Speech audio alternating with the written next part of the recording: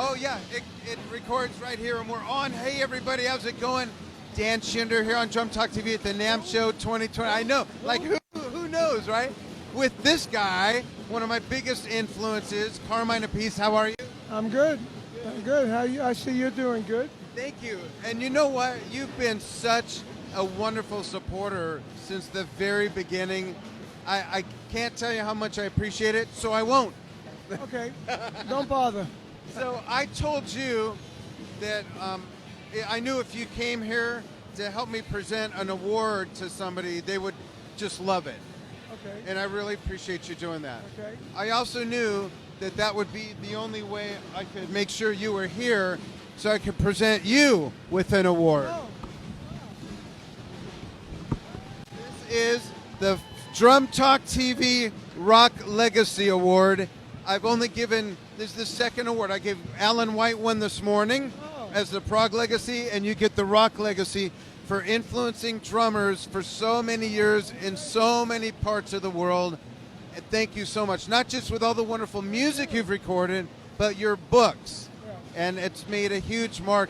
This young lady right here with the glasses, come here, tell your story. Stand next to Carmine. What is your name? Sarai Rox.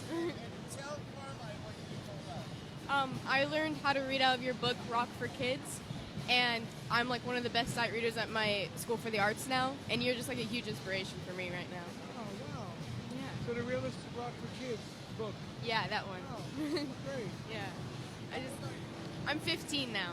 How long have you been playing? I started playing when I was like 4. I kind of stopped when I was 9 because people told me that female drummers weren't like a job career. Well, they're right. Sorry. No, I'm only kidding. And then That's fantastic. Yeah, and then I started again, I want to say when I was 12, and now I'm in School for the Arts. Oh, that's great. I study world jazz at LVA. So, yeah, Las Vegas. Oh, yeah, you got to learn to play everything. Yes. That way, because you don't necessarily have to be a rock star. You can be a drummer that makes a living in music. Thank you. Yeah, I agree. That's how I started. I wasn't planning to make it. I just wanted to be like my drum teacher and play music for a living. You know, play weddings, play bar mitzvahs, play jazz gigs, play whatever, teach, you know, and just make a living because it beats being in the office. Yes, it does. I agree. Well, that's great. Congratulations on getting where you've gotten so far. Thank you very much. Yeah. That's awesome. That's great. Take a picture. That's great. Italian? What are you? You guys We're look... Brazilian Italian. Oh, Yeah. you have a nice, like Italian kind of darker skin. This is my card, by the way. And oh, beautiful. Thank you. If I was like 45 years younger, I'd be calling you for a date. Thanks for sharing your story. 55 years younger. 55 years younger. That made me 18. Thank you. Thank you so much. Can I hug you? Oh, so cute. Thank you. You too. So, Oh, that's great. Then you know what? There are millions of drummers out there that have that a similar story. You know, not just from your books, not just from your playing, but everything combined. Yeah. You know, from going back to the 60s, you've done so many things from Vanilla Fudge and Cactus and Leslie West and Beck Bogart and Appice and Ozzy Osbourne. Appice. Appice, sorry. You know, I mean, it goes on and on and on. And what do you think of when you think of all the different things you've done? Are there some standout moments that were pivot points for you?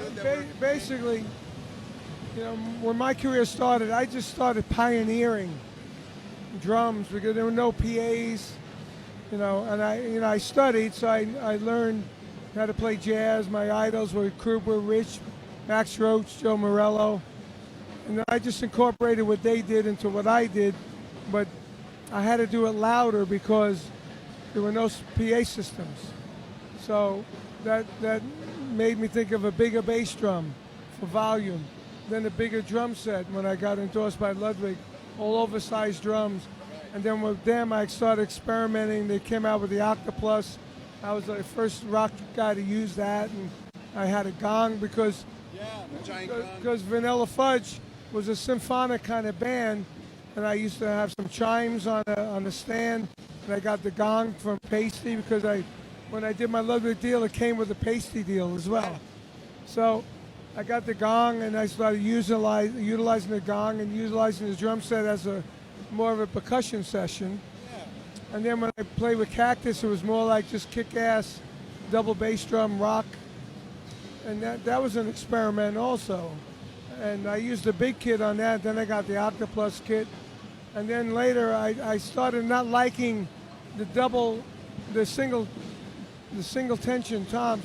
I said to Ludwig, give me an Octoplus kit, but put the bottom head on it. And that was the only one. And that was the kit that was on my Realistic Rock book, which I wrote because I saw some guy in the music store with his hair slicked back like Elvis Presley. Right. And he said, learn to play rock drums. Yeah. And I looked at the material, it was awful. And it was confusing because it was written on 5 lines. So I said, I'm going to write a book. And when I wrote the book, I said, I'm going to write it like the Chapin book on 3 lines, hi-hat, snare drum, and bass drum. So it's very clean, and I wanted to write it so when anybody that wanted to play rock drums can go to a certain point of that book and actually play with a band. And that was the idea behind it. And when my lawyer got the deal, he said, well, here's a $500 advance. I said, wow. And then he said, but the good thing is you own the copyright. And I said, okay, I didn't even know what that meant. What that meant, yeah. And what year was this? 1971. 71.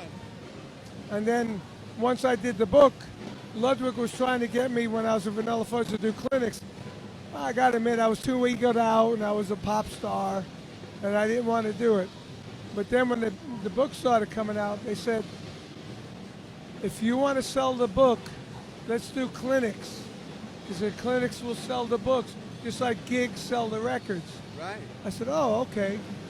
So I put the very first clinic together at Sam Ash in Long Island, and we had 800 people there. Wow. What year was that? 1972. 1 year later. Yeah, and that was, I didn't know it then, but that was the very first rock clinic done by anybody. Wow. The first rock drummer, rock guitar, bass, keyboard, anything. Nobody else in rock did a clinic before. So amazing. I started something that I didn't even know I started. Yeah. But Ludwig started. They kept pushing me and pushing me. Yeah. And finally I said, okay, I want to sell books. After the first year, I was friendly with Joe Morello. We sold 3,000 books. And Joe said, that is unbelievable. Now, to me, I thought it sucked. Because as I'm used to playing, I was used to selling 300, 400, 500,000 records. Right. So 3,000 books in a year was nothing. You had a different perspective based on Yeah, totally. And then I ended up selling more and more and more. Now the book has sold way over 400,000 books. Wow. You know? It's helped so many people. And, in your list of things you've done, I left a couple things out. Of course, you wrote a lot of Rod Stewart's big hits with him, and you played with him for a long time. Not a lot. I'd say 2. That's a lot, But I considering you had 3. I played on him. I played on a lot of them. Absolutely. Performed with him. You even played with Pink Floyd. You recorded. That was the Delicate Sound of Thunder, if I remember correctly. Dogs of War. Yeah, Dogs of War. Dogs of War was the song. And there's an interview that I did with Carmine 6 years ago now. Yeah, this is our 7th year. On my couch. So this was our 2nd year. Is that the one on my couch? Yeah, when Lori and I tore up your house. I just sold that house. And it's a very in-depth interview about Carmine's career. I wish I could have gotten your biggest influence here, who I believe was Gene Krupa. With Gene Krupa and Buddy Rich. Yeah, I wish I could have got them They here. were the 2 big ones. I tried to get your 2nd biggest influence here, but Vinny said he was busy. Your brother. Oh, Vinny, my brother. Yeah, 'cause you get Vinny. The Caluda. I was thinking of which Vinny. Yeah, he's done really well. I'm very proud of him. He's done real well. And when we do our drum war show together, the Appice Brothers, we have so much fun. Oh, it's the best drum show out there. For me, it's more about playing, the creativity now. Because, I made all the hit records, all the money, and, I'm fine. And I just love to play. It's great. And I love to be involved in all this. And I'm glad that I was involved in the education because when I did realistic rock in the clinics, it opened up a whole new part of my career where I became an educator. Right. And I loved it, just like that young lady went through my book. Now that book wasn't my idea. Right. That was Warner Brothers' idea. But I did it. And even the kid that did the video, I'm working with now. I'm co-managing and producing his band. And he was 11, now he's 21. Oh, wow. And he's got a little brother that plays guitar. He's now 18. And they're called Kodiak, and they're really a kick-ass band. And the drummer now, he's a great drummer. He studied with Joe that edits for Hudson. Yeah. Joe, help me. Cut. Franco? No. No, not your friend. Bikini. I forgot. Yeah, I can't think of it I either. forgot his name. Well, two senior citizens were like 280 years old together. Are we? So We hold might this. be close. Hold this for a moment. I got one more thing for you, and it's from one of our sponsors. So I know from last year when you interviewed with our Dr. Nadia Azar that you get some aches and pains from drumming. This is one of our sponsors. It's 100% CBD pain relief cream called Flow by Fairwinds. I want to thank them for sponsoring the Rock Legacy Award for Carmine. And I want to show you this stuff. It's amazing. Do you smoke it? No. That's something else they sell on another site. No, they could ship this across state lines because there's no THC. Open this up. You got. What's Give in me it? a little one. Give it to me. So open that up and smell it. It's amazing. And this stuff works like magic. Let me try it on my troubled area. Right there. I get that too, and only on my left hand. Only on It's my like left. an impact thing, I think. Yeah, it's arthritis for me. I was hurting. I went and had an X-ray, and the guy said, when my son does medical, he's a radiology tech. And when they took the X-ray, they said, "Well, I'm sorry, dude, but you have a little arthritis there." Oh wow. So, Yeah, it works like magic. okay, And you keep that one too. all right. If it works, I'll be calling you for more. Send me a video. I could endorse them. Thank you, Fairwinds. I appreciate it. This is for Carmine. I'm going to put it back in the box for you. Nice, thank you so much. You're very welcome. You're very welcome. Thank you so much for all the years of great music and all your books and your support with Drum Talk TV. It means so much to me. Thank you very, very much. Thank you. Thanks.